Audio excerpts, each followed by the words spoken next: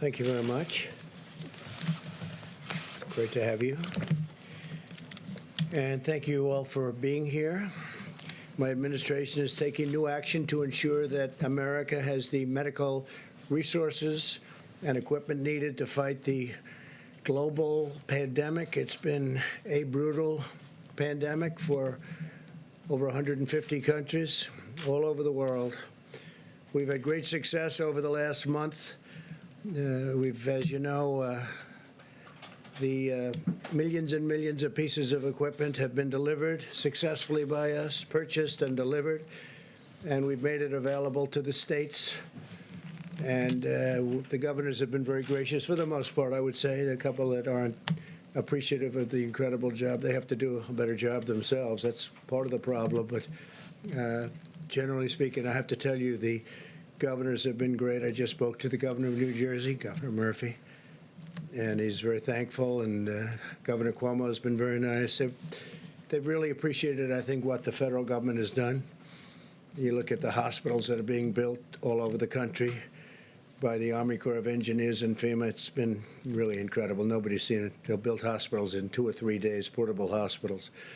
This afternoon, I invoke the Defense Production Act to compel General Motors to accept, perform, and prioritize federal contracts for ventilators. Ventilators are a big deal, and we've delivered thousands of them, and oftentimes you don't need ventilators very much. Hospitals don't have very many, and now we're turning out that we have to produce large numbers, but we've been able to do that, and we're going to be doing a lot more. This invocation of the DPA should demonstrate clearly to all that we will not hesitate to use the full authority of the federal government to combat this crisis. We thought that we had to deal with, as an example, General Motors, and I guess they thought otherwise. They didn't agree, and now they do. They do agree, and I think we might be able to pull it, but we let them know the way we felt, and they can't be doing that. We'll work in partnership with the private sector, but where an emergency exists, and it's very important that we get to the bottom line, and quickly we will do what we have to do and immediately exercise all available lawful authorities to get the job done. This afternoon, I also signed an executive order investing, and very, very strongly investing, the Department of Health and Human Services and the Department of Homeland Security with the full authorities available under the Defense Production Act to respond to the outbreak of the terrible virus, the invisible enemy, as we say. My order also establishes that Peter Navarro, a very trusted person from the White House, and he's done an incredible job for me in terms of negotiation, in terms of understanding where the world is going economically.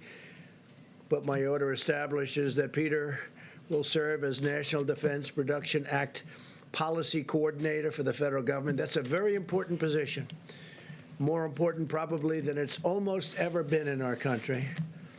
And so I want to congratulate Peter and his family. I know he's going to do a fantastic job. He's been doing that job over the last few weeks. Peter is a PhD in economics from Harvard, has a master in public administration from the Kennedy School, also from Harvard. And he's a tremendous guy, and he will do a fantastic job. And I'd like to maybe ask, before I continue, Peter to say a few words, please. Yeah, Peter? Thank you, Mr. President. And of course, you know the Harvard joke. You can tell a Harvard man, you just can't tell him much, right? They can't tell him. So, anyway, on a serious note, let me just give you a little idea of the Defense Production Act and why it is so important. We are engaged in the most significant industrial mobilization since World War II. We have a wartime president fighting an invisible enemy, and we have the full force of government coupled with the full power of private enterprise bearing down on this problem for the American people, sir. What we had to do today with President Trump's order with respect to General Motors, I want to give you a little background on that. We need industrial mobilization to make adequate ventilators, particularly in the very short run, to help the people of New York, Detroit, New Orleans, Chicago, Denver, Seattle, all around this country as this virus bears down. And the ventilators really are the most important thing for patients who become most seriously ill. They are literally the lifeline for people. And I've personally been working with FEMA, and I've been working with HHS and over 10 ventilator companies, making sure we can get what we need as quickly as possible. And virtually every one of those companies has been cooperative, patriotic, moving in Trump time, which is to say as soon as possible, sir. But we did have a problem with GM and Ventec. On the one hand, we had Ford and GE moving forward on a similar kind of project, patriotically moving as fast as possible.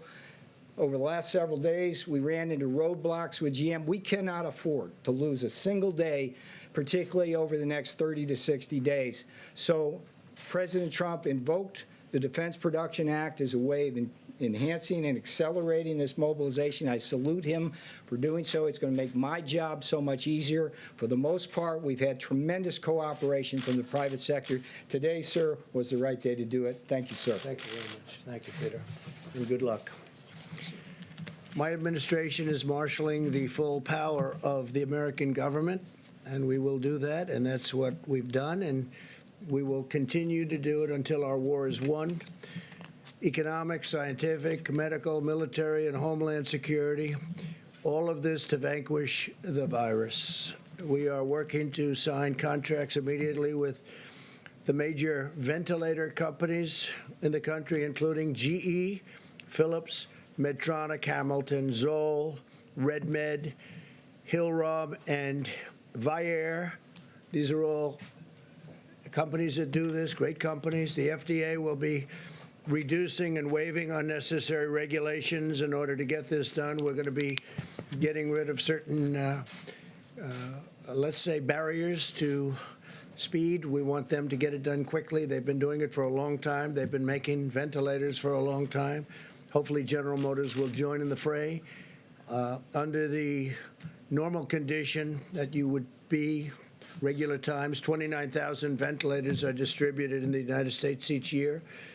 In the next 100 days, well, first of all, we've already delivered thousands of them, but within the next 100 days, we will either make or get in some form over 100,000 additional units. And I guess to put it in other words, in the next 100 days, we'll receive over 3 times the number of ventilators made during a regular year in the United States, and that doesn't include all of the thousands and thousands that we've given to the various states, a lot of them. We delivered thousands, as you know, to New York, and they didn't know they got them.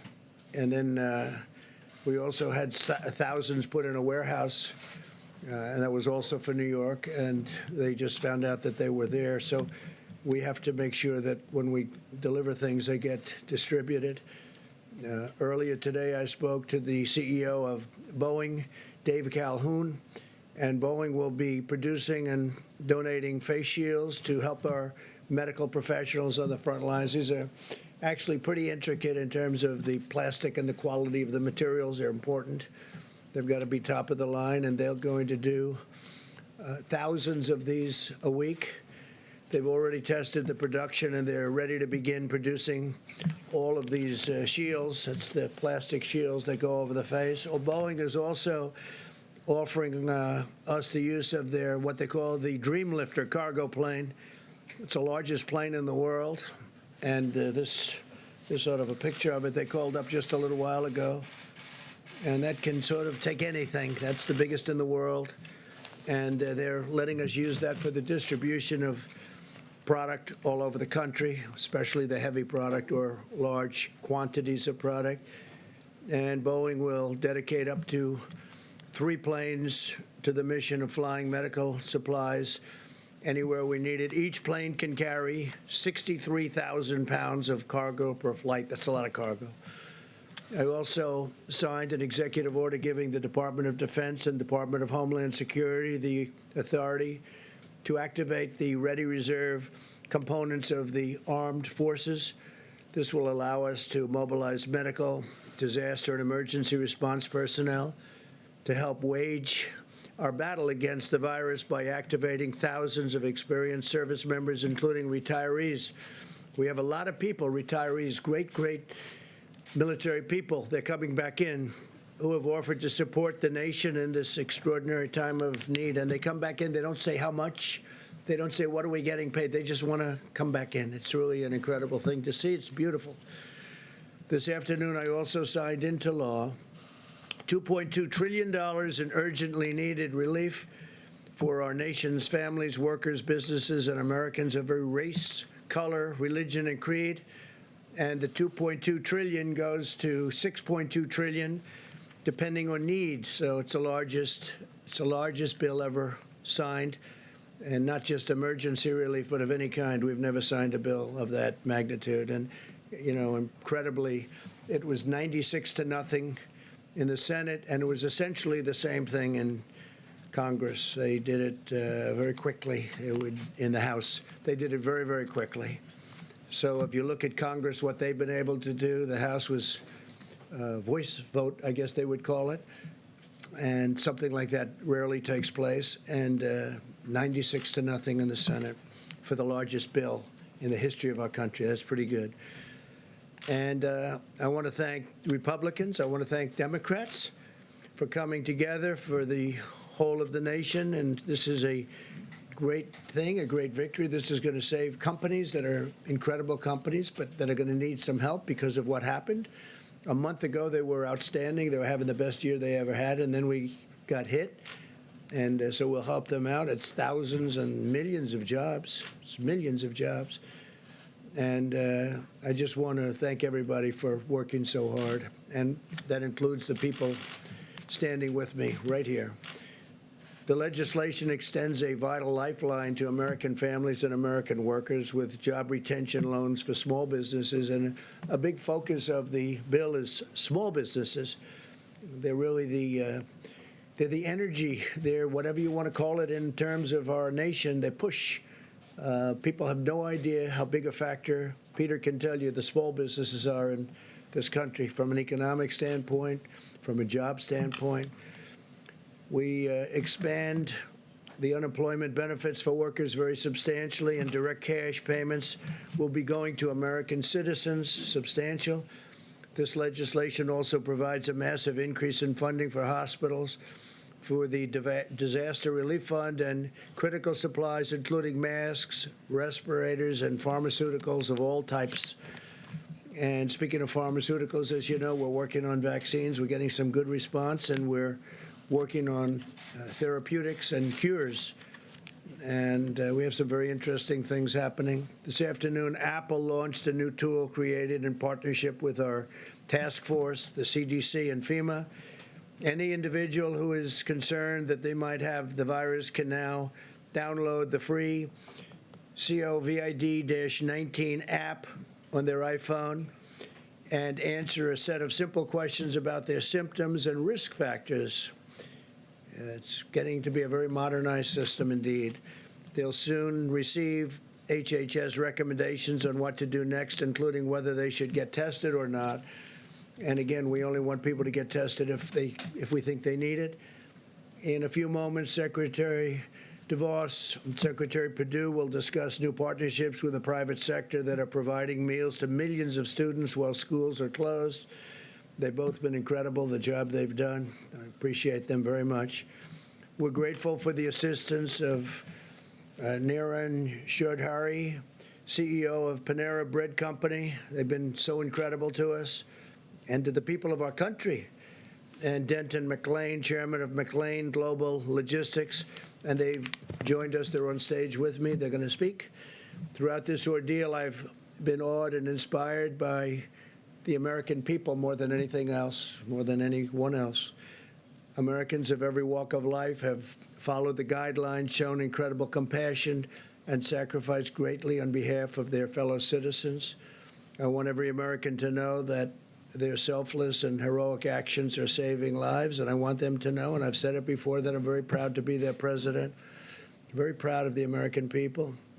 My administration is actively planning the next phase in an all-out war against this horrible virus. We're now testing nearly 100,000 patients per day, more than anybody in the world. And we've now, as of even a couple of weeks ago, tested more than any other country in the world. And our capacity continues to grow. Widespread surveillance testing will allow us to monitor the spread of the virus, and we're doing that quite accurately. And Deborah and Tony will be speaking about that, and coordinate with the states to contain new hotspots as they arise with a targeted, fact-based, and data-based approach. It's all data-driven. This surveillance testing will soon enable us to publish updated guidelines for state and local leaders. We want every county and region in the country to have the on-the-ground evidence that they need to determine the mitigation measures that are right for them. Each location is different. Some are very, very different. Some are day and night. Some are in great shape, and some aren't in great shape. And we'll be able to have very accurate information very shortly. We already have a lot of that information. America is bravely battling this pandemic through cutting-edge science, medical innovation, and rational, deliberate, and determined vigilance. No effort will be spared in winning this war. We're going to win the war. Hopefully, we're going to win soon and with as few lives as possible lost. You see what's going on all over the world. You see the lives. You see Italy. You see Spain. You see all of these countries going through so much, going through such hell. And we're all in very strong communication. I can tell you our professionals are dealing with them every day. Many of the countries, so many countries, but many of the countries we're dealing very directly and closely. And we're going to be in very good shape in terms of certain equipment that's very hard to get, very hard to manufacture, and at the right time we'll be distributing that equipment throughout the world to other countries. Boris Johnson was asking for ventilators today. As you know, Boris he's tested, unfortunately, he's tested positive, and that's a terrible thing. But he's going to be great. I'm sure he's going to be totally great. But they want ventilators. Italy wants ventilators. Spain wants ventilators. Germany wants ventilators. They're all calling for ventilators. Well, we're going to make a lot of ventilators, and we'll take care of our needs, but we're also going to help other countries. So I just want to thank everybody. I want to thank our great American citizens, and a lot of incredible things are happening, really happening, and it's too bad. I was saying before, we had the press conference when we had a signing ceremony when we signed the largest bill in our history, and I said, think of it, 22 days ago, we had the greatest economy in the world. Everything was going beautifully. The stock market hit an all-time high again for the over 150th time during my presidency, and the world was looking good. And then we got hit by the invisible enemy, and now you have countries all over the world reeling. But we're winning it, and we'll be bigger and better and stronger than we were even before. And we will also have apparatus in place that works. We won't have broken systems. We'll have incredible systems. So if this should happen again, and hopefully it won't, but if a thing like this should happen again, we'll be able to handle it very much more easily. So with that, I'll take a few questions. Steve, please. Tell us a little bit about these negotiations with General Motors. What were they reluctant to do, or was it a debate over cost or profits? Well, it got to be a debate over cost. We don't want to think too much about cost when we're talking about this. This is not cost. I wasn't happy where General Motors built plants in other locations over the years, not so much during my term, but they built a lot of plants in other countries. I won't name the countries, but you can imagine. And so I didn't go into it with a very favorable view. I was extremely unhappy with Lordstown, Ohio, where they left Lordstown, Ohio in the middle of an auto boom because we had 17 car companies coming in, and then they were leaving one plant in Ohio. I love Ohio, and what happens? That became the story. Not that all these plants are moving in, but that you had one plant they were leaving. And frankly, I think that would be a good place to build the ventilators, but we'll see. We'll see how that all works out. But so I wasn't too thrilled, and then we thought we had a deal for 40,000 ventilators, and all of a sudden it became 6, and then price became a big object. But Peter Navarro is going to handle that, and Peter will do a very good job. We'll see. Maybe they'll change their tune, but we didn't want to play games with them. Yeah. Mr. President, two questions for you. One on state quarantines and the other one on the search for treatment. The first one, over the last 24 hours, governors in multiple states, including Florida, Rhode Island, have issued quarantine orders for travelers coming from other states. Quarantine orders, yeah. And they are intercepting people on highways, at airports. They say this is at the recommendation of your administration. Is that true? And if so, why doesn't your Well, I think I'm going to let Tony speak to that a little bit later, but we're being very strong on quarantine. We're being very strong on people not leaving, especially certain states, and going to other states where they have less of a problem. I mean, you're hearing constantly about people leaving New York and going down to Florida, and New York obviously is a hot spot. And that's why we're building all those hospitals in New York and all those medical centers in New York. So we'll let Tony answer that. But specifically, you have to understand, we're not playing games. John? Mr. President, if I could come back to the invoking DPA. This morning you tweeted about it, and I'm told it was coincidentally, not long after that tweet, Ventec and GM announced that they had reached an agreement to at their Kokomo, Indiana plant, which is a clean facility that makes electronic equipment, produce up to 10,000 ventilators a month, with the first ones to be delivered in a couple of weeks. So why the need after that to invoke DPA? It wasn't after, it was before. And we just were not getting there with General Motors. We weren't getting there. We were getting there with a lot of other companies, and we have the people that are doing it for me in the room right here. And we can talk to you later about it. But we have to get these people on board. We're not looking to get into a big deal on price. We're not looking to be ripped off on price. We don't want prices to be double, triple what they should be. So General Motors, we'll see what happens. But now they're talking. But they weren't talking the right way at the beginning, and that was not right to the country. If I could just follow on that, Mr. President. Last night you told Sean Hannity you didn't think that there was a need for 30 or 40,000 ventilators, yet today you basically federalized General Motors to produce tens of thousands. Well, I think there's a very good chance we won't need that many. And I think, frankly, there's a great chance that we're not going to need that many. But you know what? There are a lot of other people that are going to need them. We have countries all over the world that are friends of ours, and we will help those countries. We're in a position to do things that other countries can't. So we have sort of an interesting position. We can make them because we're going to be making over 100,000 pretty quickly. So we can make them. And if we don't need them, John, that's okay, because we can help Italy and we can help UK, Boris Johnson specifically. I mean, when I say, how are you feeling? And the first thing Boris said to me is, we need ventilators. So surplus will be Oh, absolutely. We're not going to be keeping her. All over the world, they want them, and we're in a position to make them, and other countries aren't. Okay? Mr. President, if I first can follow up on that, Governor Cuomo had said 30 to 40,000 ventilators is what he needed. He based that on the experts that were advising him. What are you basing your assessment that he doesn't need that many on? Well, if you look, and I think you can ask that question best of Deborah, but I think their estimates are high. I hope they're high. They could be extremely high.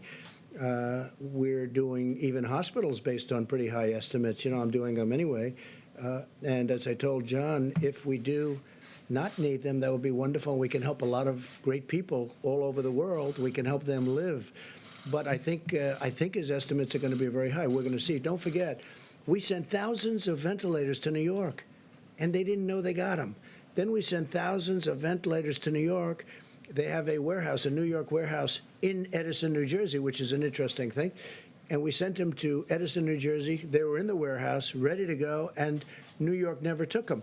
So they knew they were there. So we have to get people lined up. But we've given them, and I'm not blaming New York. Look, this is something that's of a magnitude that nobody's ever seen before. But I'll tell you what, the federal government's done a hell of a job. So we sent thousands of ventilators to New York, and they didn't know about it at the time they were complaining. Thousands. We had 2,000, and then 2,000, and then 4,000, and they were going there in large numbers. And then before that, we sent many thousands.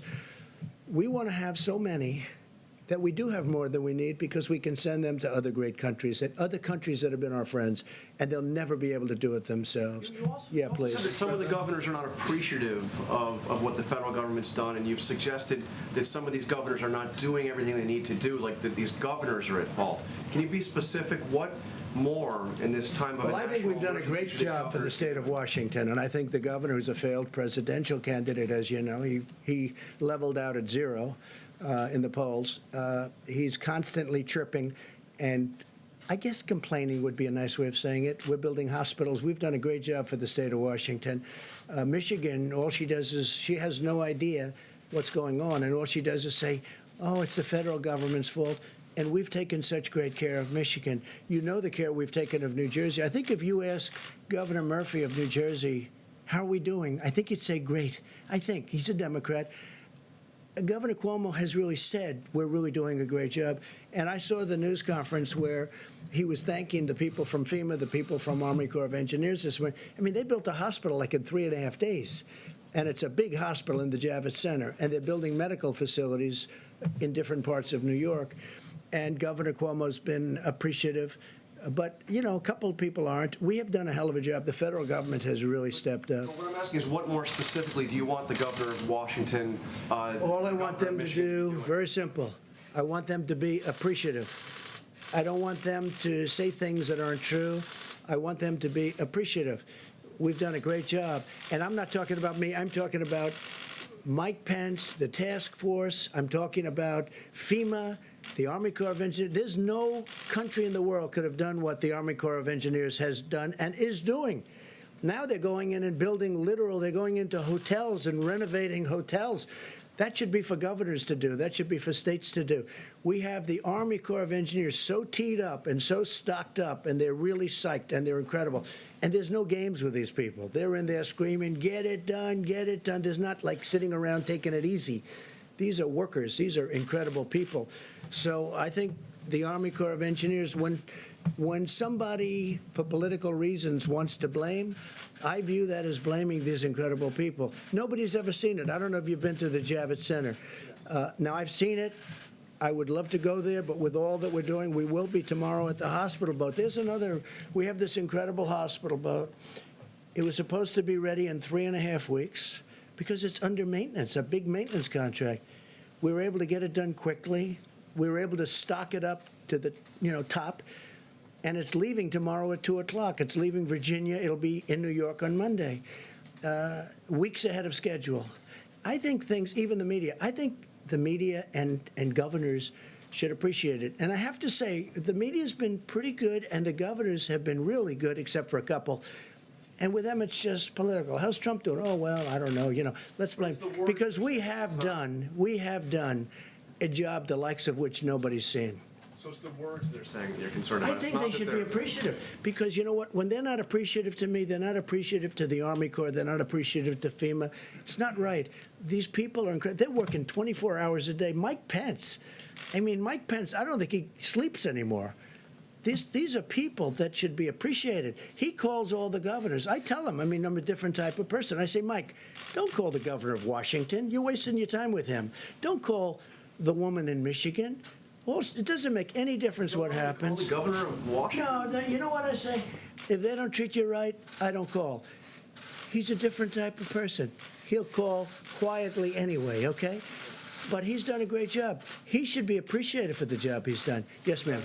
Given that older Americans are advised to stay at home and avoid travel, is it absolutely necessary for you to go to Norfolk, Virginia tomorrow to wave goodbye to the ship? No, but I have spirit for the country. We have sailors, we have doctors on that ship, we have everything.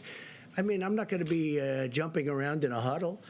But, yeah, I think it's a great sign. The President of the United States, they got a ship out of maintenance, completed all the work in a fraction of the time. It was supposed to be there for 3.5 additional weeks. So they got it done, and it's in great shape. And they're sending it up. So the answer, it's a good question. It's a fair question.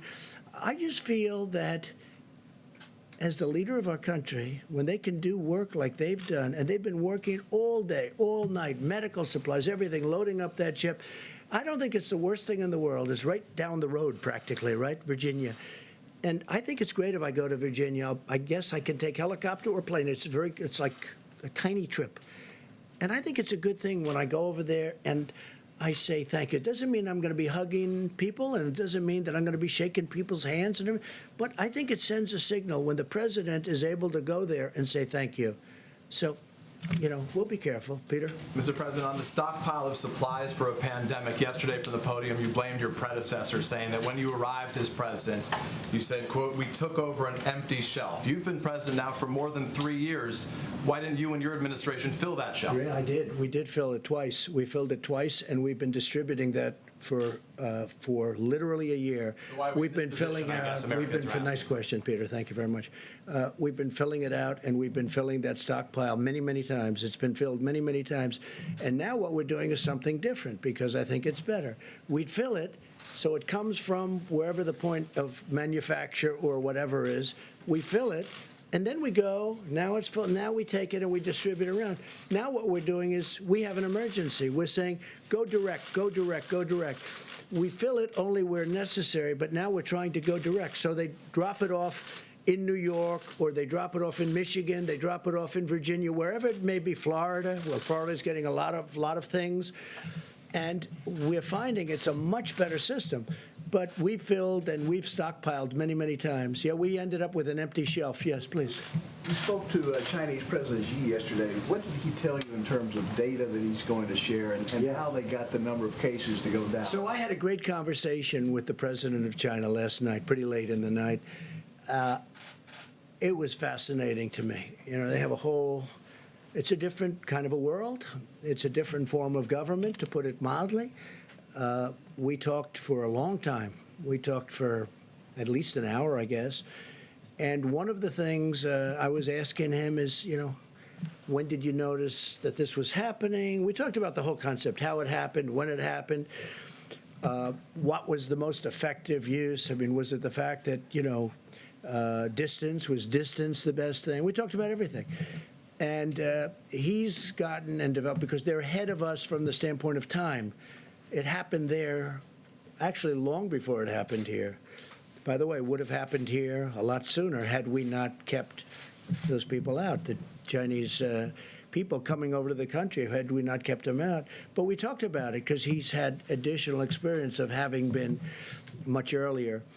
And he's developed some incredible theories, and all of that information is coming over here. A lot of it's already come. The data, we call it data. And we're going to learn a lot from what the Chinese went through. Our relationship with China is very good. We also talked about the trade agreement, but I must tell you, this whole invisible enemy has taken over the world. Nobody cares about trade. Nobody cares about anything. You want to talk about trade, they immediately get back to this. So we really did. We talked about trade. They're starting to buy very heavily from the farmers under the agreement, under the trade deal that we just signed. But honestly, me, all of us, everybody's talking. You turn on television, you read the papers, it's all about this. And you know what? It probably should be mostly about this. It's hard to talk about, hey, how you doing with buying from the farmers? They have started very, very large buying, as you probably have read. But what we really focused on was this. I also said, how have you done with cures, and how have you done with respect to vaccines? We discussed that. And, they're doing like we're doing. They're working on it very hard. They think they have some interesting things have been determined, and we'll see what happens. But we talked a lot about vaccine. We talked a lot about possible cures. How good would that be? I mean, that's game changer. So we'll see. And by the way, we have various things happening right now having to do with cures and vaccines, and I think we're doing very well, especially in the vaccine thing. I think we're very close, but as Tony will tell you, that's a long testing process. So we'll see what happens. He asked you to suspend tariffs? He never asked me to suspend tariffs. No, we're taking in billions of dollars. He never did ask me that. John? Mr. President, on Monday will be the end of the 15 days to slow the spread of the virus. Do you expect that you will simply renew the guidelines, or do you expect that there could be some modification to them? So, John, I'll be sitting down with this brilliant woman and this brilliant man, and lots of brilliant people that work with them, I think, right, Deborah, Tony? And we'll be sitting down on Monday or maybe Tuesday, depending on which is the best for everybody, and we'll be making that determination.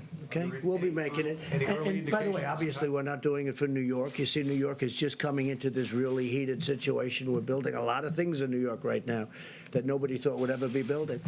A lot of things are happening in New York, so obviously, but we are talking about possibly other parts of the country which really aren't affected to any major degree, or maybe we won't do that because maybe at the advice of a lot of very talented people that do this for a living, they won't want to do that. They won't want to expose anything. They want to do it all at one time.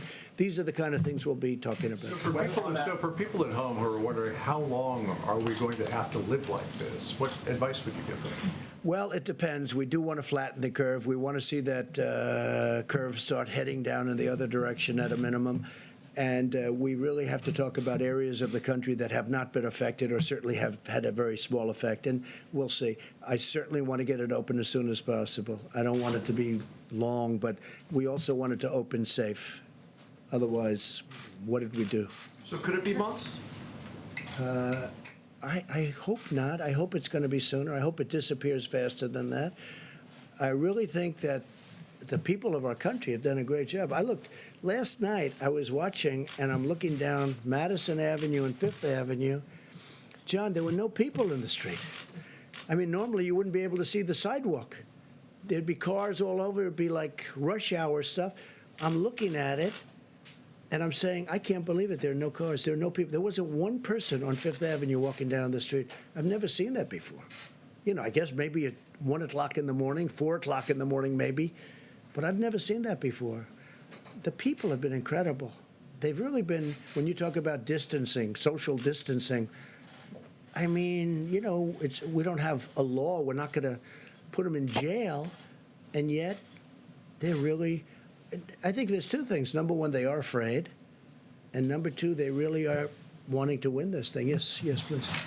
I wanted to ask you about United Airlines said today that they're worried that there's not enough money for them in the $2.2 trillion bill that you just signed, and that at the end of the sort of aid period, which would be the end of September, where the restrictions on layoffs come off, that they could be seeing significant layoffs. And so I was wondering what your reaction to that was, and what the administration might do to prevent. So yeah, sure. It's a good question. We have brilliant people. We have a tremendous amount of money, and we have brilliant people that I'm taking from Wall Street with Secretary Mnuchin, who's done an incredible job, a brilliant guy. I'm taking from Wall Street people that I've known, that you all know, the top people in the world. They don't want money. They don't want, I mean, will they get something? I guess maybe they'll get, who knows, peanuts, what they want compared to what they would normally get. I'm taking the smartest, the most brilliant people in the world in finance, and they're going to be dealing.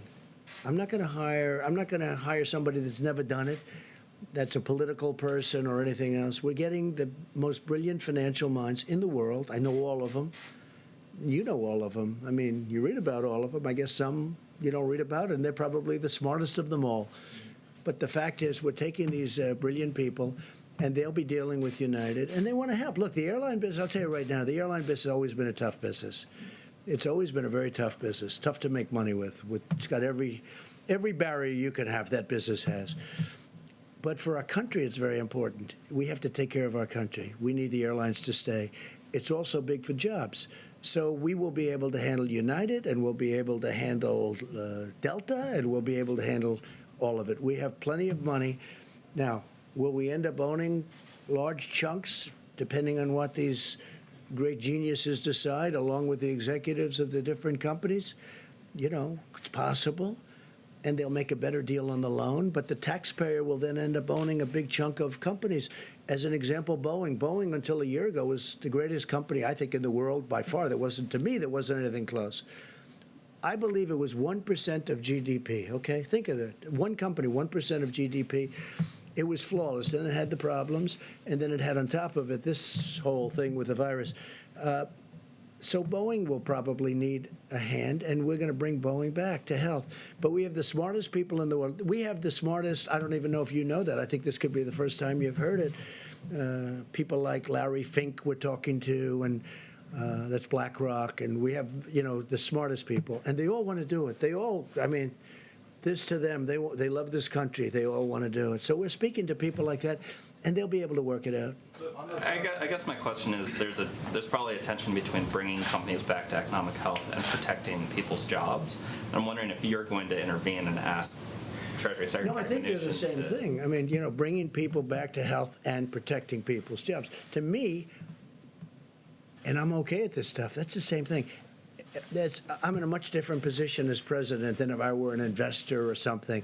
But I want to bring them back to health because I want to preserve their jobs. But I also want to preserve airlines because that's preserving lots of other jobs. That's preserving the travel and leisure industry, which is perhaps the largest industry in our country if you add it all up. You add up all the hotels and all the traveling and all the planes and everything else, probably by far the largest industry in our country. So saving the airlines is very important. And the airlines were all doing well. The airlines were doing record business a month before this today, let's say. Even 22 days to be exact, right? When we first started seeing some real signs of problems. They were at record levels. Last year, they had a record year, the biggest in the history of the airlines. Everybody was doing well. I mean, I was presiding over the most successful economy in the history of the world. And now we're going to have to rebuild it. And I think we're going to have an absolute incredible fourth quarter. Maybe it's slightly after that, to be honest. But it's going to be in that time period. As soon as we get rid of this, I think we're going to have an explosion upward. It's going to be incredible. Please. Mr. President, Florida Governor Ron DeSantis has issued some of the fewest restrictions in the country, yet Florida has the highest percentage of elderly in the country. That's true. Do you believe Governor DeSantis is handling this well? I do, because he's a very talented guy. He's a very good governor. Everyone loves him. He's doing a fantastic job for Florida. He was not happy with the people coming down from New York. They're flying down from New York, and he had a state and has a state with, obviously a lot less problems. Florida's been doing really well in the sense of testing. The testing has shown much better results. I mean, they'll talk to you about that later. But no, he was very unhappy with the people coming down from New York, and I understand that. No, Ron's a very tough guy. He's a great governor, and I have tremendous confidence in him. And, he had the beach situation. He resolved that. He will get it all resolved. Yeah, please. I have two questions, Mr. President. First, yesterday in your letter to the governors, you said that you want to categorize certain counties of high risk, medium risk, and low risk. Practically speaking, how are you going to enforce that? How can you stop people from You have to go risk, louder. for example? You have to speak louder. Sorry. How are you going to stop people from going from high risk areas to low risk areas? In your letters to the governors. We have some very, very strong restrictions, but you're right. I don't like it. So we're seeing how it works. The data is coming in on Monday and Tuesday, and we're going to see how it looks. But, can we go to a tougher level? We can, but that causes other problems. We're going to see, and we'll be reporting back very shortly after my meetings with Tony, Deborah, and others that we're going to be meeting, and our vice president. We're going to be reporting back to the media. Okay? Please, corner. Thank you. Hi, Mr. President. Owen Jensen with EWTN News. Yes. Millions of school kids across the country are home, including my own, bored, restless, learning a little bit online, but it's better in the classroom. You know that.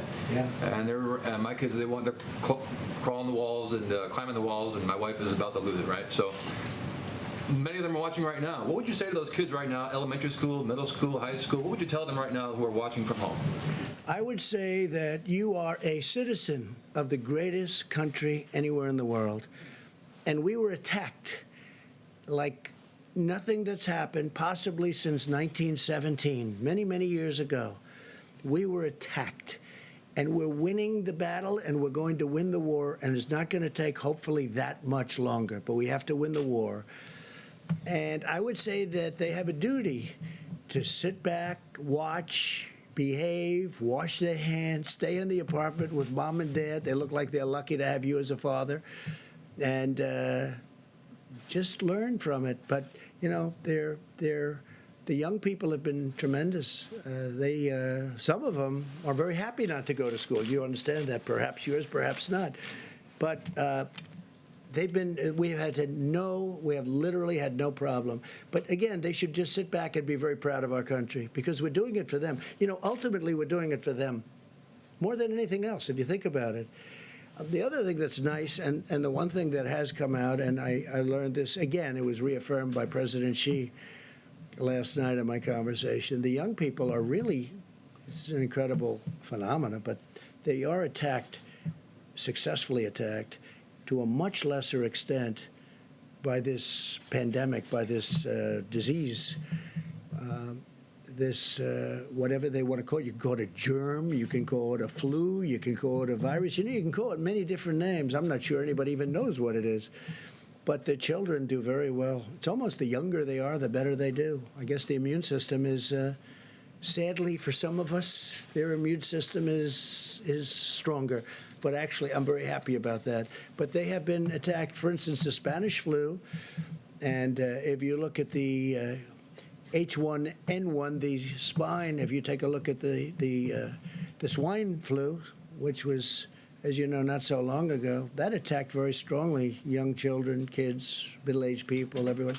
Age is a factor here, so your children should be in good shape. But just tell them to be very proud of the country, okay? Just to follow up real quickly, when does the risk become an acceptable one to allow people to go back to their lives? Maybe Well, we're going to make that determination. And you're going to have something to do with that. And look, we're going to be guided also. You have some real strong feelings. The media, I'll tell you what, the media generally, I mean, I've impressed, a lot of the media has been fair. I'm not used to fair treatment in the media. I don't know. I don't know how to handle it. But the media has really been, overall, I think the media has been pretty fair. Some not. I mean, I could tell you who, but what's the point? But the media has really been fair. I mean, they view this as that we're all in a problem together, and we're going to win. We're going to win. Please. Yes, thank you, President Trump. New York is currently the epicenter of the outbreak in the U.S. with about half of the cases. Yeah. Yesterday, Kellyanne Conway laid a lot of the blame for that on the mayor, pointing out that he told people to go about life as normal and he resisted closing schools and businesses. I'm wondering if you agree, and also if I could ask you your thoughts on the stimulus bill preventing aid to your businesses. Do you think that's fair, and what are your thoughts on that? Well, that's not happening. I mean, I think they wrote us out. And that's all right, but that's not happening. As far as the mayor of New York, I'll be honest, I didn't know him well.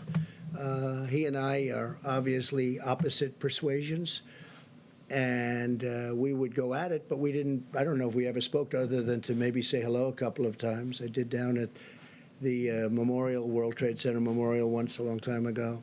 So I've spoken to him a lot, Mayor de Blasio, and we've really had incredibly productive discussions. I've gotten him a lot of people. We've gotten him a medical center. He's asked for, at Elmhurst, I know Elmhurst Hospital very well. I mean, that was an area of Queens that I grew up in. And boy, you talk about an epicenter. That's really the epicenter of the epicenter. That's really something. We talked about it because that was, very close to where I grew up. And knowing it, being so familiar with it, it's incredible to see where they have the trucks. I don't have to go into great detail, the refrigerated trucks coming up, and I've never seen anything like it. I've spoken with Mayor de Blasio a lot in the last week. We've helped him, I think, a lot. And I've really gotten to like him. I get along with him very well. Now, he wants us to do certain things, and we've produced. I mean, today I spoke to him with the Secretary of Defense, Esper, and we had a great conversation, and we're helping him get some of the things he needs. I don't have to go into great detail, but he's very happy about what we were able to do for him today. And he's like us. He's working very hard. But I can't say anything bad about Mayor de Blasio. I mean, my relationship with him over the last couple of weeks has been excellent, and we've done a good job for him too. Yeah. Mr. President, could I come back on the governors, please? There's been a lot of talk about ventilators and PPE and that kind of thing, but what about hospital capacity? And are you, prepared for the stories So we're that are doing going that. to Great come question. We're increasing capacities. when hospitals can't? Right. We're actually adding on through the Army Corps of Engineers. This is a big job, and we're doing it in many states, not just New York and California. By the way, Gavin Newsom's been terrific. I have to tell you, the governor California, we're getting along really well. We're working hard for them. As you know, the hospital ship, the other hospital ship, and they are incredible, that just arrived in Los Angeles, fully stocked. But Gavin Newsom has been really good, and so many of the governors have been good. And these are governors that I've been fighting with about different things for a long time, the forest fires in his case, and the border, and all sorts of things. And here we are, getting along very well. So, and I appreciate his nice words. I really do. I really appreciate it. And the people with me appreciate it. Do you have another question? Well, I was going to say on the issue of hospital capacity and beds and being able to treat people and good not question. have them die because they can't have a hospital. Yeah, well, I mean, look, we just started this. You know, we were just notified, and some of the governors have asked us to build hospitals through extensions, through portable hospitals, through things. And, you know, normally this, in all fairness, this is done normally through local government. We don't go into cities and expand a hospital that's existing. But we're doing it now because we really are equipped to do it. We have incredible people. And we're expanding hospitals. We're building many portable hospitals, not only Javits Center, where you have 4, plus you have 4 medical centers, but we're doing it in New Jersey. Governor Murphy, we're doing it in other states. We're doing it in California. We're doing some in the state of Washington, despite the fact that I'm not appreciative of the way the governor speaks. We're doing it in a lot of different locations, and we're doing a lot of expansions. We're also taking over buildings, and the city will go in, or the state usually will go in, take over a building, and we go in and equip it and make it so that it's now hospital functioning. They call it hospital functioning. We're doing a lot of that. Again, this is normally done by governors and then give it to the city to do. You know, you bring it into the point. But we're doing a lot of that, and they're doing a great job, mostly done by the Army Corps of Engineers and FEMA. A couple questions on those governors. You and your team obviously have had classified briefings on the pandemic, I assume, for a while now. Were the governors included in those briefings that you would have got in January and February? When did you warn the governors, as you would have had the information first? Yeah. Well, they say I had classified briefings a long time ago, which wasn't true. But we've had briefings, and as I know it, the governors have also had many briefings by the federal government. To tell them this thing was coming. This was a. Oh, I think we knew. I think we knew for a while. But if you take a look, I was the first one to say to China, and I have great respect for China, I will tell you that. But I was the first one when they had the problem to say you can't come in. And if you go back, that's a long time ago. So if I can follow up. Mr. President, on this question of ventilators, I understand you have a question whether or not New York needs as much as they want. Governor Cuomo is saying 21 days from Here's now. what we're going to have. Are you ready? We're going to have more than we're manufacturing a lot of them now. Yeah. We're accumulating a lot. We're taking a lot through the Act. We're taking a lot. We're actually taking them. And we're going to have, in a very short period of time, and Peter's doing it along with some very talented people, some really talented people. It's very impressive, actually. But we're actually taking a lot. We're going to have plenty. And if for some reason, John, if for some reason you're going to need even more, we're going to be prepared. As an example, we've given out thousands and thousands, which I think you'll know. We accumulated thousands. We give them out. But we right now, I think in the stockpile, we have over 10,000. The reason we don't want to distribute that is for exactly what you're saying. If there's a mad rush in New York, or maybe in Louisiana, or maybe someplace else, we don't want to have given out all of those units, the ventilators, and then in those sections we give them to Iowa, but they didn't have a problem in Iowa. We give them to Idaho. We give them to lots of different places. And now we have to try and get them back, which is never easy to do. Here's my question. No, John, what I'm saying is this. We are prepared for things that nobody has any idea that we'd be prepared. And you know what? When I took this over, it was an empty box. We didn't have testing. We didn't have anything. We had a broken system there. We had a broken system of stockpiling. We had a lot of broken systems. And I'm not just blaming President Obama. You go long before that. But in all fairness to all of the former presidents, none of them ever thought a thing like this could happen. But we have right now 10,000 ventilators in stockpile. We are ready to go with those ventilators. What we don't want is where we distribute the ventilators like we did in New York and they didn't need them, or they didn't know, or they didn't use them. If we need them in New York, we're going to have plenty. Now, We're getting a lot of ventilators in the next short period of time. A lot of ventilators are coming in the next short period of time. We're manufacturing. We went to all of the companies. I read their names. We went to all of those companies. They are going to go, I would say, round the clock, Peter. Is that right? They're going round the clock. Is 100 days fast enough? Like you said, is that fast enough to get 100,000? Because some of these Let's people put need it this in 3 way. weeks. Let's put it this way. We've distributed thousands and thousands already. Normally, these would be bought by states, just so you understand. Normally, these would be bought by governors. They were, I don't want to say unprepared, but nobody was prepared for this.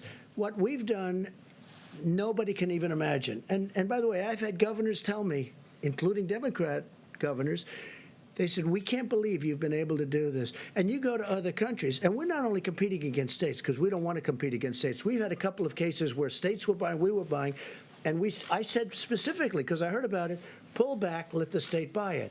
Immediately, the price goes way down, and they end up buying it. But we're also competing against many countries, because many countries need the ventilators. That's why I want to build more, if possible. John, maybe we'll take one more question. The question the question I was building up to is, are you able to guarantee, to assure these states, these hospitals, that everybody who needs a ventilator will get a ventilator? So here's what I'll tell you. I think we're in really good shape. This is a pandemic, the likes of which nobody's seen before. I think we're in great shape. I think that, number one, we've distributed, ventilators is a big deal. We've distributed vast numbers of ventilators, and we're prepared to do vast numbers.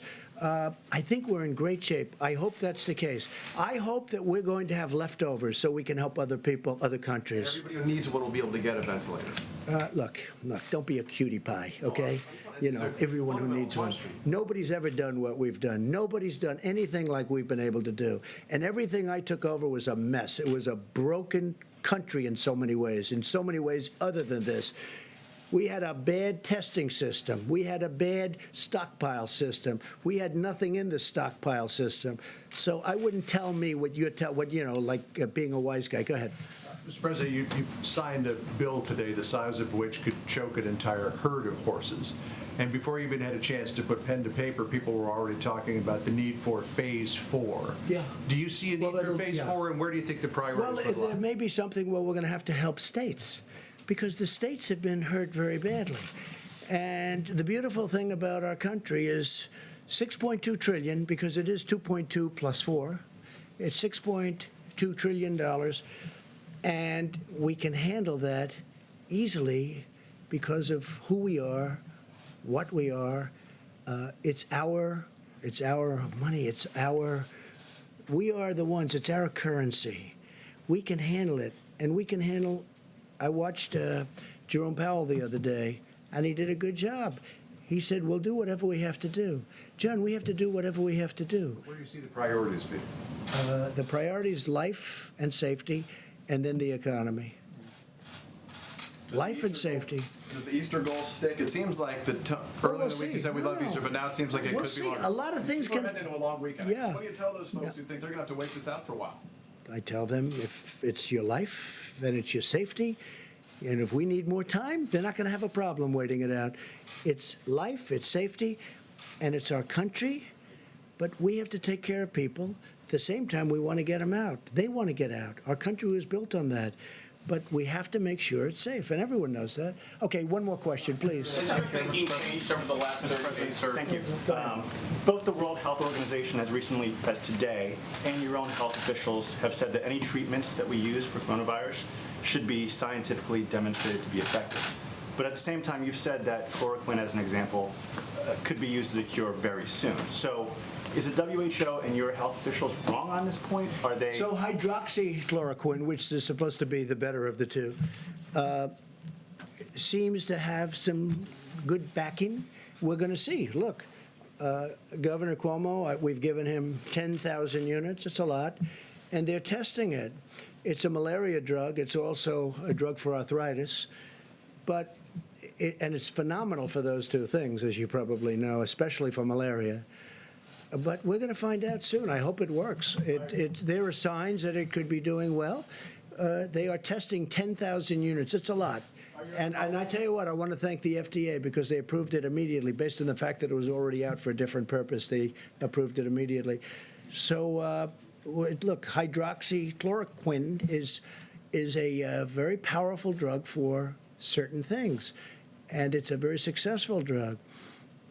There's reason to believe that it could be successful here. Now, the reason I disagree with you, and I think Tony would disagree with me, but the reason I disagree with you is that we have a pandemic. We have people dying now. If we're going to go into labs and test all of this for a long time, we can test it on people right now who are in serious trouble, who are dying. If it works, we've done a great thing. If it doesn't work, you know, we tried. But this is not something that's going to kill people. So we can go in and we can test, and we can take our time. When I was with the FDA, you know, they indicated that, well, we'll start working on it right away, and it could take a year. I said, what do you mean a year? We have to have it tonight. If we don't have it tonight, I want to test it immediately because it's on the market in a different form. So we know that. So from a safety standpoint, at least, we know that. But you're talking about giving it to people who in many cases are dying. So we want to do it the way. This is sort of like right to try. We got right to try approved. Can I ask you For 44 years or more, they couldn't get it approved. We have the best labs, the best doctors. They couldn't get it. I got it approved. Now, if somebody's terminally ill, and if we think we have something that's going to work, we can actually use it. They can use it. And I'll tell you what, you ought to do, when this is over, you got to do a story on that, because we have had some tremendous results. Just before you go, could I ask you something that just popped on Wall Street Journal? It says, headline, the Trump administration plans to suspend the collection of import tariffs for 3 months, according to administration officials. True or not true? It's not even talk to me about it. Just more fake news, John. Look, not even talk to me. They're talking about, the only one I've heard that from, like as an example, China pays 25% interest on $250 billion worth of product that they send in. That's a lot. Everybody keeps saying, oh, are you going to suspend the tariffs? Well, the answer is no, but President Xi never even brought it up last night. It wasn't even discussed. It's fake news. Tell the Wall Street Journal. You know, the Wall Street Journal does a lot of fake news, too. It's pretty amazing. So I want to leave you by just saying I want to thank you for being here. I want to thank the American public and all of the people that have helped so much. And we're going to give the podium to Vice President Pence, who has been incredible. And if he's tired and if he's not answering questions like he should, we have a great reason, because he hasn't slept in about 4 weeks. But I want to thank him because he has dedicated, I mean, he is a dedicated person long before this, but the job he's done has been fantastic. So I want to thank Mike, all the people on the task force, and FEMA, and Army Corps, everybody. You've been fantastic. Thank you all very much. Thank you, Mr. President. Mr. President. Thank you. Thank you.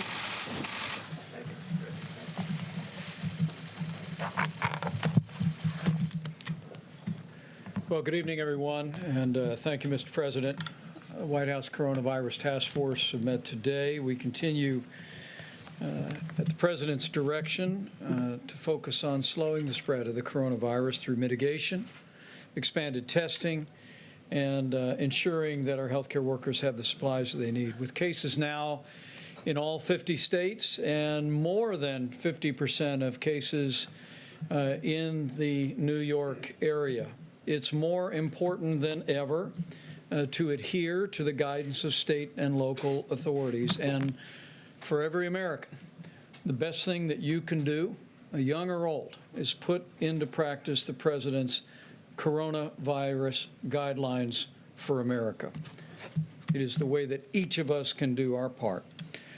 Since we last spoke, as you all know, the President signed the Coronavirus Aid, Relief, and Economic Security Act. This makes direct payments available to American families. The average family of 4 will receive a direct payment of some $3,400.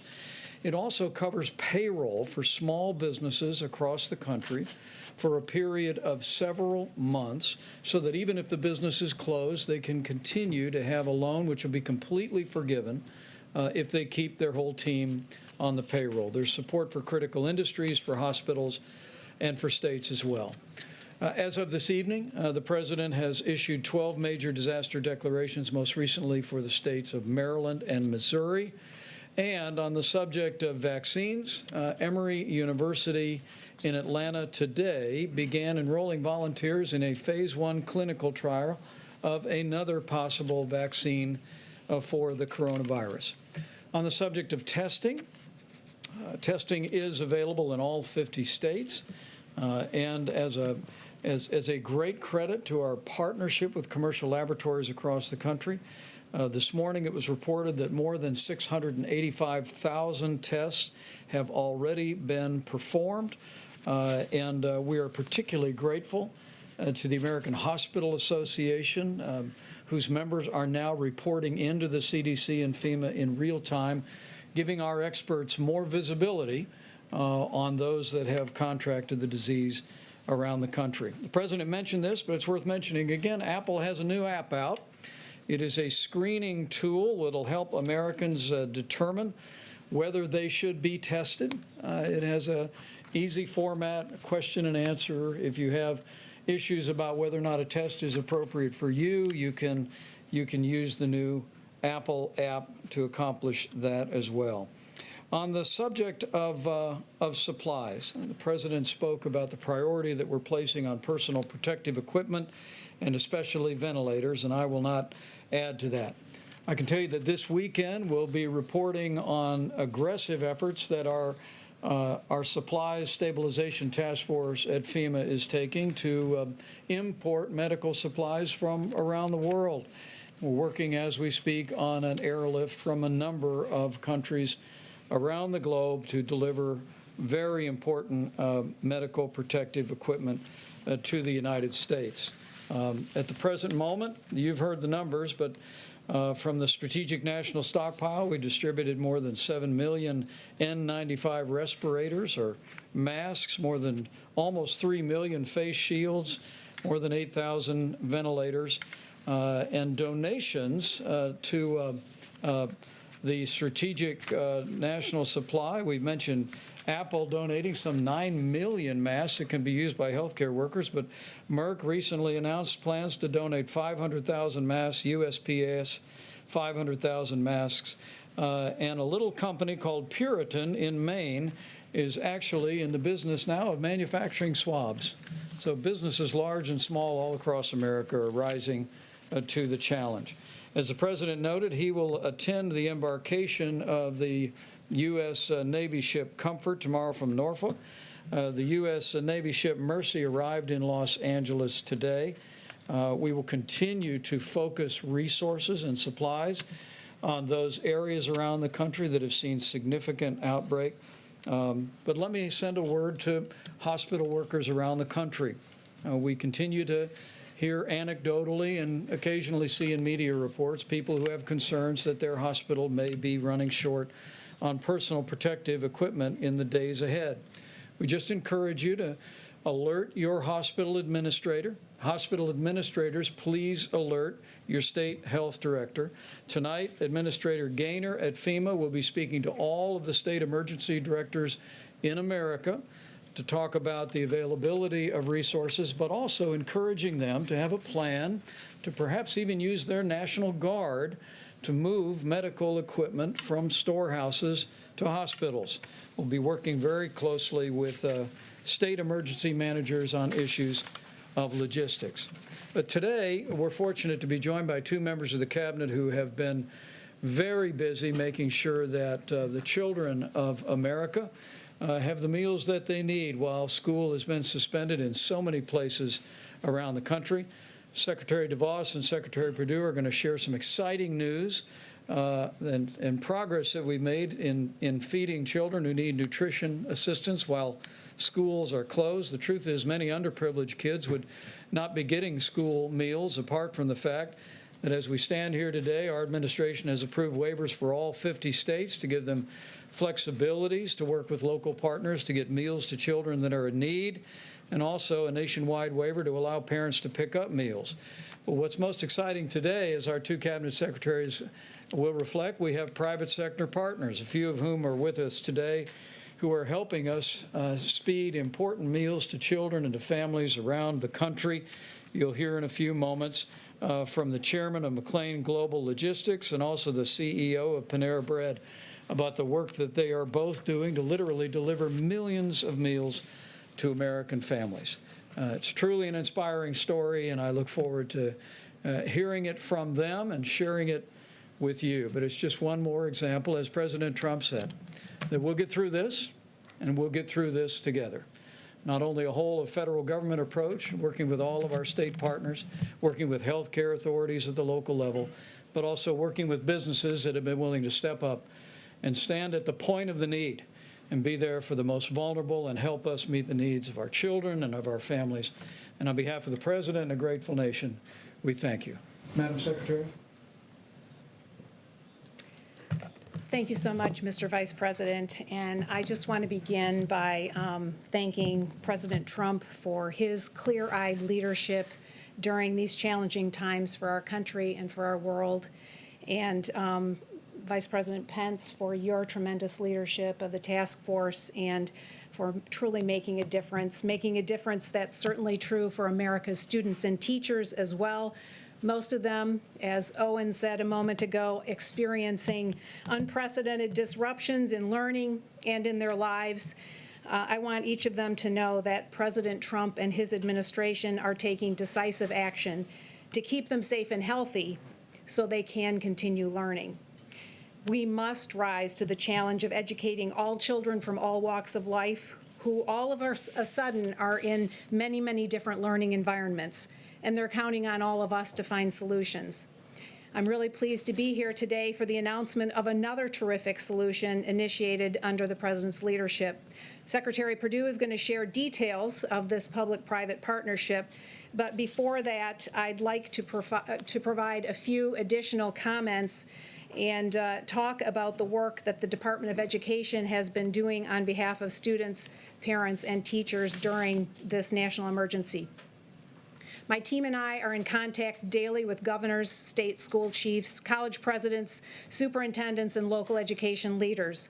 We are quickly responding to their needs so they can do the next right thing for their students. Most governors have decided to close some or all schools in their states for a period of time. As a result, students may not be able to take federally mandated standardized tests this spring. And the President took action to make sure they didn't have to. We made the process to delay these tests for a year fast and painless. As of today, 47 states have requested the delay or the waiver, and 46 have been approved within a 24-hour period. We also released additional information making clear the expectation that education will continue for all students. The transition to distance and online learning needs to happen quickly, and it needs to include meaningful instruction and supports for children with disabilities. Learning should not stop or be denied because schools fear federal regulators or fear doing something different. Distance learning is happening. States like New Hampshire and Florida have implemented phased and tiered approaches to meet the needs of students in their states. Other schools and states are implementing creative approaches and working through practical realities to help students continue learning. In remote Colorado mountain towns without internet connectivity, teachers are putting weekly learning packets together, and they're holding office hours by phone to help their students when they're stuck. South Carolina is deploying 3,000 buses with mobile Wi-Fi hotspots to help kids in remote areas access learning that way.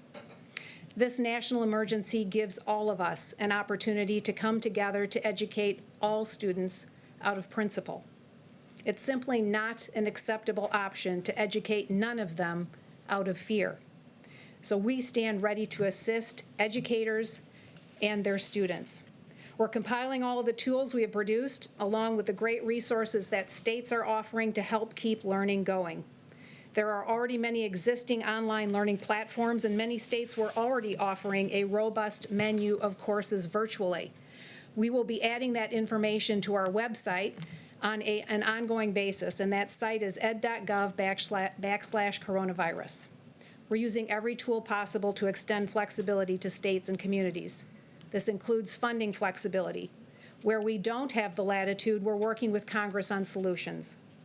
One area is providing direct financial support to students, families, and teachers. We will propose Congress provide micro-grants to help students continue to learn. These would be focused toward the most disadvantaged students in our states or communities where their school system has simply shut down. I've always believed education funding should be tied to students, not systems, and that necessity has never been more evident. We'll also support microgrants to teachers to help them pivot to supporting all of their students in a different environment than they've been used to. We know they are dealing with an unprecedented situation, but it's been truly inspiring to hear story after story of teachers rising to the occasion and meeting the unique needs of each of their students. Ultimately, we know everyone's grappling with the challenge of keeping students safe and healthy while also building capacity for remote learning. It's an important moment to realize that learning can and does happen anywhere and everywhere. I think of the Texas dad who started a daily webinar interviewing friends and acquaintances in wildly different careers and helping students understand what it takes to work in that chosen career. Or the history teacher in Virginia who connects with his students through a live stream every morning. I think of the art teacher in Tennessee who's broadcasting her lessons over social media, or of Second Lady Karen Pence, who prepares packages of art materials and projects for her students to pick up with their school lunches. Or the principal in Alabama, who's going online daily, giving morning announcements, leading the Pledge of Allegiance, and a moment of silence. And I think of the many schools that have distributed laptops and tablets to students who don't have them so they can continue learning over video conference, and the ones that just don't have that option currently, like the remote Colorado towns. Joy Hoffmeister, the school chief in Oklahoma, may have put this best. She told me, "School isn't a building.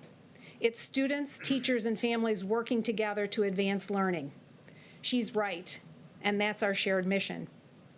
Let me also touch very briefly on how we're supporting students pursuing higher education. At the beginning of this outbreak, we immediately gave institutions of higher education regulatory flexibility so learning could go online, and it did. In many cases, it was a seamless transition, and learning continues. And we're continuing to cut federal bureaucracy and let schools rise to meet this challenge. We've vastly improved distance learning policies, which are working quickly to enact for traditional higher education. Shorter-term programs and apprenticeships also need to grow and thrive, and as the President has so effectively championed, workers need these options as they look to come back stronger than ever from these momentary setbacks. The President promised to defeat this invisible enemy and keep our economy strong. He took immediate action and provided student loan relief to tens of millions of borrowers. We set all federally held student loans to 0% interest rates and deferred payments for 60 days. Now, with the CARES Act that he signed just earlier today, Mr. President, those actions will extend to 6 months. We hope these actions and others we've taken for those who've become delinquent on payments or have had other issues with their student loan payments will help alleviate the financial burden and anxiety students and their families are feeling during these tough times. These are tough times, but we, the people, are tougher. So in closing, let me offer just a few words of encouragement. To our students, your educations can and should continue. Learning can happen anywhere, and we will help make sure it does. We believe in you. To our teachers, we will support you and help you. You are doing great work. Keep it up. And to every parent and family, we know these are challenging times, but it's in the face of great challenges that Americans have always risen to the occasion and embraced greatness. And I know we'll do that once again. I thank again the President and the Vice President for their leadership on behalf of America's students and on behalf of all of us. And now I'll turn to my friend Secretary Sonny Perdue to share more on how we're working together to help support student nutrition. Thank you very much, Mr. Vice President. While our dedicated educators are out there trying to continue to fill our kids with knowledge even when they're not in a school site, USDA is working very hard to continue to fill their tummies. You may know that many of these children receive breakfast and lunch at their school sites, and our federal government participates with our dedicated school nutritional and lunch professionals throughout the country, and we have issued waiver after waiver to make this flexibility available for things that make sense when children cannot congregate in a singular location. That's one of the first waivers we issued, and when Congress gave us the authority to issue more, we are turning those waivers around and rapid speed, really less than 24 hours. So we're very fortunate that we've got a great team at our Food, Nutrition, Consumer Services team working 24/7 to make sure that our kids continue to be fed. It's a great partnership that's happening out there. I want to mention one other simple but very important point about another matter that your listeners and readers may be very interested in. That's the food supply chain. USDA obviously is intimately involved in the food supply chain. We've worked with all those producers, even the ones who provide equipment and materials for our farmers and cattlemen and producers out there to make sure they have what they need. They're part of the critical and essential workforce there to continue. And the good news is those folks are staying on the job. Those who've grown it, those who are processing it, our inspectors who are grading it just the same way they always had, those folks who are delivering it, packing it, delivering it, stocking those shelves, and checking out those customers. That's the great news about our food supply chain, and it's a great American story. Mr. Vice President, under your leadership, the President's leadership, this is that whole of America approach. Federal government can't do it all, but we got great partners out there in the food supply chain, as well as our food nutrition services and our partners in our school nutrition services doing a great job to continue to get these meals to kids there. Two of our private sector partners are here with us today. I'd like for them to tell their story because it's a great story. Denton McLean with McLean Global here has partnered with Baylor Collaborative on Poverty and Hunger, along with PepsiCo, in order to pack 1 million meals a week to deliver to rural kids who might not can get to town to these drop-off sites where the other kids are picking up meals. And again, Niren Chaudhary, Niren Chaudhary of Panera Bread, CEO of Panera Bread. Their company is also participating in Columbus, Ohio, with the Children Hunger Alliance there to deliver food meals that meet the regulations of USDA under flexible conditions there, to get food meals there, and Panera is looking to expand that to nationwide as well. So, Denton, why don't you come and tell us your story? Thank you very much.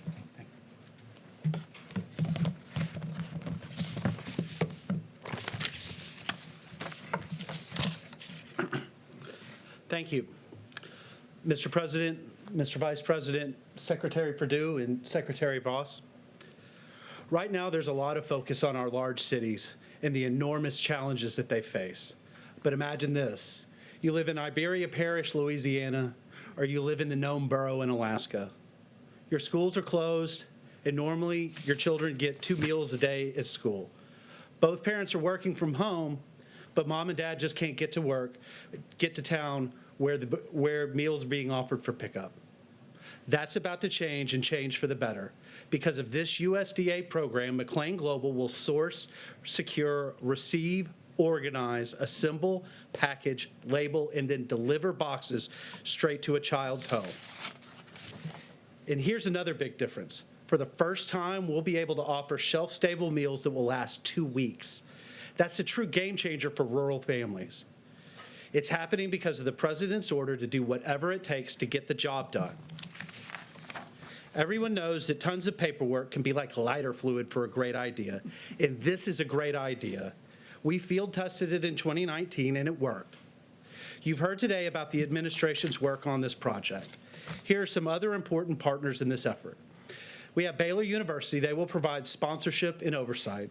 In addition, we are deeply appreciative to UPS and the United States Postal Service, and we are joined by PepsiCo Company to help get this accomplished. Because of this collaboration and our tireless employees, I can report to you the boxes are ready to ship. And after all, this is all about the children who must be fed during this crisis. We stand ready to serve. Thank you, Mr. President and Mr. Vice President, for caring about the specific needs for the children who live in rural America. Thank you.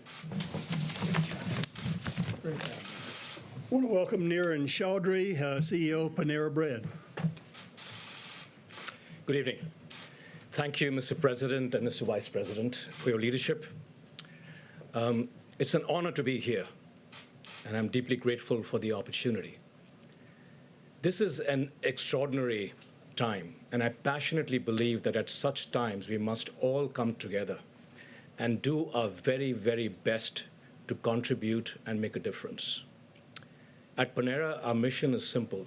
It is about ensuring that good food is accessible to everyone, especially those who are the most vulnerable, such as children, and especially at a time like this. And we are absolutely determined to make a difference in this regard. Today, we are announcing a partnership with USDA and Children's Hunger Alliance to serve freshly prepared, wholesome meals to children in the entire state of Ohio to begin with, and hopefully after that to expand that program across many other states in the country. I do believe that the human experience, indeed life, is all about having resilience in the face of adversity and also having the tenacity to just keep going, And at Panera, our associates and our franchise partners live that spirit every single day. They are resilient and they're tenacious. And on their behalf, I pledge that we are committed to do the right thing for the country and help serve those who need it the most at this very important time. We are ready to serve. Thank you very much. Outstanding. Thank you so much. Thank you so much. Thank you for your business's incredible generosity. And I'll actually allow the two business leaders to step out if you'd like. We appreciate you so very much on behalf of the President and a grateful nation. Before we go to questions, I'm going to invite Dr. Birx and Dr. Fauci to step forward with a few reflections on what we're seeing in the data. And as you all are aware, over the next several days, our team will be assembling recommendations for the President to give further guidance to the American people, to states around the country, and they can both share with you the importance of ongoing efforts of mitigation by every American, the need to support what state and local leaders' guidance is to every American community, but also as Dr. Birx continues to work carefully with the modeling, analyzing the data, she'll reflect on the progress we've made in that. Deborah? Great. Thank you, Mr. Vice President. Just to pick up on some of the questions that you had earlier. So the issues that we discussed with the modeling yesterday was to ensure that the models were adjusted for the great work that every citizen is making in doing the mitigation efforts, and to see if that was reflected in the request specifically for ventilators. And so we wanted to make sure that with a limited number of ventilators and the issues that we saw in Detroit and Dearborn, in Cook County, and now in New Orleans, that we were balancing and projecting correctly based on both what the models had predicted and then whether they were adjusted for the incredible mitigation work ongoing in New York City. We understand that this week and next week will not reflect that mitigation, whether it's New Orleans or whether it's New York and the New York metro area. We know that the hospital admissions that we are seeing this week and next week will be infections that occurred before the mitigation started. But we wanted to make sure going forward that the needs reflected that. That was what was adjusted in the Ferguson model for the UK, and I know you're following that very carefully. They believe strongly that the mitigation methods that were put into place that informed our mitigation methods, we all were working off of that same model, and I want to make it clear that those models, those flu models, have been incredibly helpful to really predict what would layering of these different mitigation methods, from social distancing to staying home if you're sick, to staying in that household, to quarantine everybody in the household if anyone is positive. Now, there are other countries that took different approaches, and I want to be clear because we did hear from both China and South Korea. But it's always important that you adopt and adapt it to your community and the reality of your country. We do this around the world. You can't ever just take an off-the-shelf approach and then put it into action in your community. You have to understand your communities. And so although both China and South Korea removed people who were positive from their households and segregated them away from their families, we did not think that our Americans would adopt and adapt to that situation. And so that's why in our guidelines we asked people, if there is a family member, to try to self-isolate in the household, and so that that person is still there in the household. So I just wanted to be clear that, yes, we all heard about what China and South Korea did. As much as we could, we adapted them to the American situation, as the UK has done also. And we just wanted to be really ensured that all of the requests for the stockpile reflected the great work that the American citizens were doing in each of these areas to ensure health. And then finally, I know there was a question about requiring quarantine. I want to make sure that everyone understood when we talked about New York residents who had gone to other places, it was for them to voluntarily self-isolate and take care of themselves, because we felt like they could be exposed. And we really wanted to alert them that the rates in New York City were high and were increasing, and that they were probably exposed during some of the most exposure time period before the mitigation efforts went in. So this was really about a health of our New York citizens that then chose to go to other places, both to protect themselves and to protect others. So hopefully that's clear to everyone about those issues. We continue to look at the data every day. We really want to applaud the laboratory testing that is helping us. It will help us very much when we can get full surveillance up in many of our communities, and surveillance around those most vulnerable, particularly in nursing homes and long-term care facilities, so that we can more rapidly test both the workers and the occupants in those communities. Thank you. Yeah, thank you very much, Mr. Vice President. Today, just a few hours ago, I had the opportunity to get on a telephone call with the people who are on the front lines, the people who are actually in the ICUs or in the hospitals from all of the areas that are being hardly hit, including New York. And I'm not a supply person. I'm a physician, a scientist, and I do vaccines and I do drugs, but I am a member of the task force, and I do take very seriously the responsibility that we have to those individuals to get them the material that they need. We've heard discussions about this, ventilators, personal protective equipment, masks, and things like that. They are doing an amazing job up there. And I just want to have a message to them, which I told them over the phone, that as a member of the task force with my colleagues here, we're going to do everything we can to make sure that they get everything they need at the time that they need that, because they are doing an amazing job up there, and I salute them. Thank you. Great. We'll take a few questions. John, just do a quick one to Dr. Burks. Yes, please. I asked you, I think it was about 8 or 9 days ago, about the data from all these tests, and you had suggested that there would soon be a website where we would see all the data. Are we closer to that? When do you expect that? Do you have any data to give us tonight? Because as far as I can tell, this has not been publicly released yet. Yeah, no, thank you. I've learned as Tony has described, we've learned that when a community is educated, we all do better together. And so it's important to get that information out when we start talking about where the virus is, what the % positives are, and really inform communities so that they can make decisions, so that people can take protective measures for themselves and for their families. And I find that it's important, yes, for us to have the data, but it's equally important for the state and local governments as well as the communities. We are still, because we worked very hard to get it into the first bill, but it was changed to state and local labs, and obviously 95% of all the tests are being done in the commercial labs. So in this recent bill that was just approved, it is mandated that all commercial labs need to report. And so you'll have that data when we get the data comprehensively from all the commercial labs. Well, it was passed today, so hopefully we'll expect it tomorrow. Guys, only one more question. Dr. Fauci. About the guidelines, if I can, Dr. Burks or Dr. Fauci, whomever, what is the testing standard here? Are you going to need to test people who are well or only people who are symptomatic? Obviously, let's say in Omaha, 10 people walk into a hospital, 5 come in, they're all tested positive, 5 go home, they may still be positive. What is your standard in order to make these recommendations?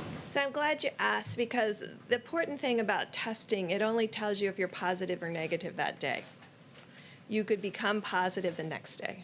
And so testing should be used intentionally as a surveillance tool or a diagnostic tool. And I think what we're going to work on over the weekend is to weave together both a testing strategy for surveillance, which you have brought up in that key point, while maintaining a strong testing for diagnosis, because our first obligation is still to ensure that patients get diagnosed, both so that the personal protective equipment for those who are negative doesn't have to be utilized, but also to give those patients the opportunity to have optimal care.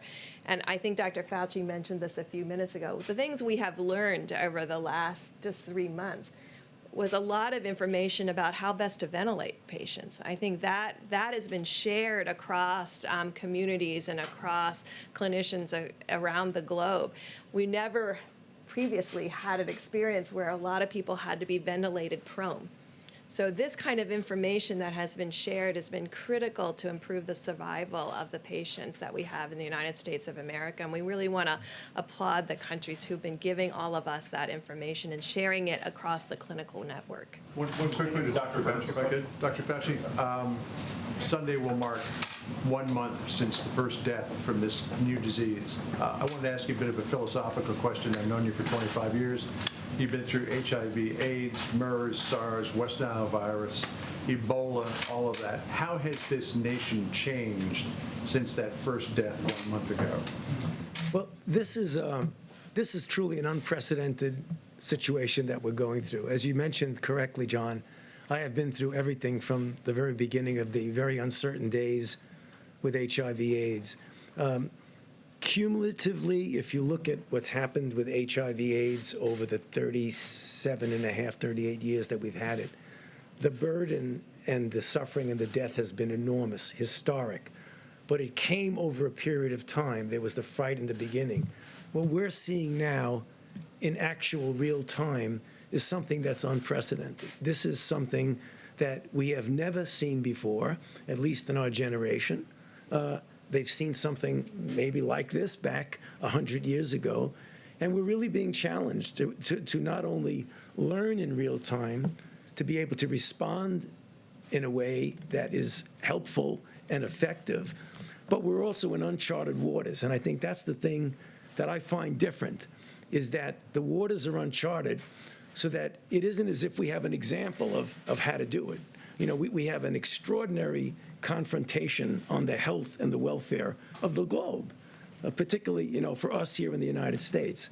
So as somebody who's been through all of those outbreaks, this truly is unprecedented. So from the first day to now, the first death, we've been through something that no one has ever experienced in our generation. Let me say good evening to each one of you. I trust this was helpful. We'll continue to keep you informed. Over the course of the weekend, the President will be traveling to Norfolk for the embarkation of the U.S. Navy ship Comfort. Our task force will be meeting through the course of the weekend, and we'll be reviewing the data and preparing recommendations for the American people going forward. But thank you all for your time and attention. It was thorough. Secretary Perdue. All right, everybody, you heard President Trump say that Vice President Mike Pence hasn't slept in about 4 weeks, and I feel like the exhaustion is definitely settling in there at the White House in D.C. on Capitol Hill. Lots of people working hard during this coronavirus pandemic to try to make sure that everybody stays safe, stays healthy, and gets the economic relief that they need. Here's a live look